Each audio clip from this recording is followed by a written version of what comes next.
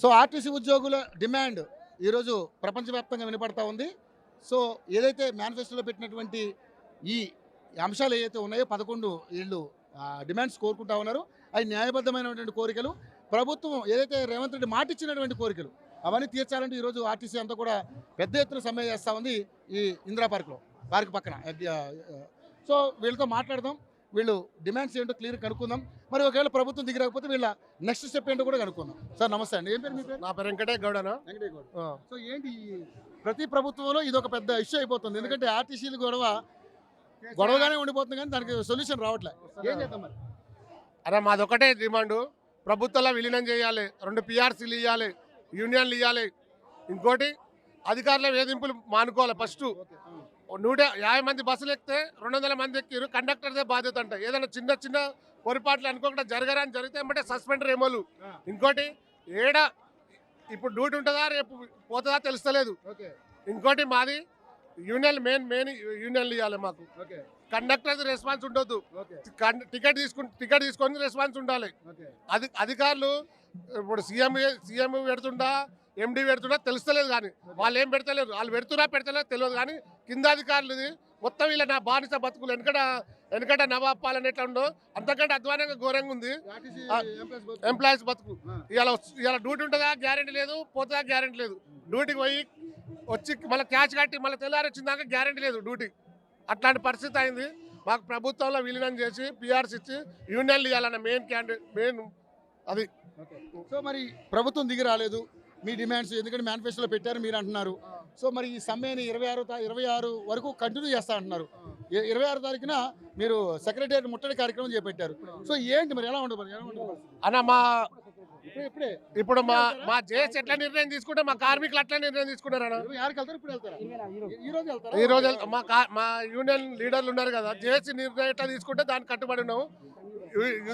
ఉన్నా ఒకటే లేకున్నా ఒకటే, దేనికైనా సిద్ధం, సమ్మెకైనా సిద్ధం. ఉన్నా ఒకటే పోయినా ఒకటే, దేనికైనా రెడీ. మా జేఏసీ ఎట్లా నిర్ణయం తీసుకుంటే అది మాది గది. సార్ మేము ఈరోజు 24 తారీఖు సెక్రటరియట్కు సెక్రటరియట్ ముట్టడి కాదు, సంఘీభావంగా మా యొక్క ఆర్టీసీ కార్మికులు పడుతున్న బాధలు, మా యొక్క కష్టాలు, మా యొక్క దుఃఖాలు, మా యొక్క కన్నీళ్లు మీకు తెలియపరచడానికి కోసం ఈరోజు సంఘీభావంగా మేము వస్తున్నాం. కానీ మీ మీద దండయాత్ర చేస్తుంది కాదు. మేము గొంతమ్మ కోరికలు ఏం కోరతలేదు. మేము ఆ కోరికలు మావి కావు. గవర్నమెంట్ మీరు చెప్పినే, రేవంత్ రెడ్డి గారు ఏమని చెప్పారు, అధికారంలోకి వచ్చిన తెల్లారే మేము ప్రభుత్వంలో విలీనం చేస్తాం అని చెప్పిండు. అది ఇంతవరకు చేయలేదు. యూనియన్లు పునరుద్ధరిస్తామని చెప్పిండు, ఇంతవరకు చేయలేదు. 2021 పే స్కేల్ చేస్తామని చెప్పారు, ఇంతవరకు చేయలేదు. సార్ మేము బతికేది ఎట్లండి? మీరు గవర్నమెంట్ ప్రకటించిన 6 స్కీమ్లలో అత్యంతగా వైభవంగా సక్సెస్ చేసిందంటే ఒక మహాలక్ష్మి ఆర్టీసీలు మాత్రమే.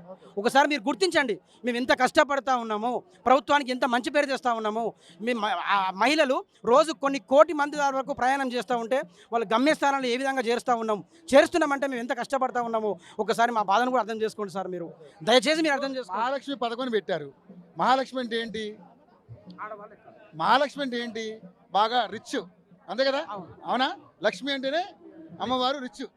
కానీ మహిళలు కొట్టుకునే పరిస్థితికి వచ్చింది. అక్కడ ఎంత పేదరికంగా ఉన్న వాళ్ళందరూ కూడా ఒక జీవితాలతో ఆటలాడుతున్నటువంటి పరిస్థితి కనపడుతుందని చాలా మంది మాట్లాడుతూ ఉన్నారు.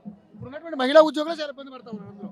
అందులో బస్సులు తక్కువ చేసి ఎక్కువ మహిళలు ఎక్కడం వల్ల బస్సులో 200 మంది కూర్చోవడం వల్ల చాలా ఇబ్బంది అవుతుందని. సో దాన్ని ఏ విధంగా చూస్తారు? లేదు సార్, మేము ఇంకా ఎక్కువ కష్టపడడానికి ప్రయత్నం చేస్తాం. ఇప్పుడు బస్సులో దాదాపు గవర్నమెంట్ యాక్ట్ ప్రకారం బస్సు 45 మంది మాత్రమే ఉండాలి. ఇప్పుడు 200 మందిని కూడా మేము చేరవేస్తూ ఉన్నాం. ప్రయాణికులను సురక్షితంగా చేరవేస్తూ ఉన్నాం. ఇంకా 200 మందిని కూడా చేరవేసేంత కష్టపడతాం మేము. కానీ మాకు ఒక్క గొంతెమ్మ కోరికలు కాకుండా మా కోరికలు మీరు నెరవేర్చండి సార్. మేము కష్టపడతాం మీకోసము, మా కోసము, అందరి కోసం మేము తెలంగాణ అభివృద్ధిలో మేము భాగమవుతాం, కష్టపడతాం. కానీ బస్సుల సంఖ్య పెంచండి.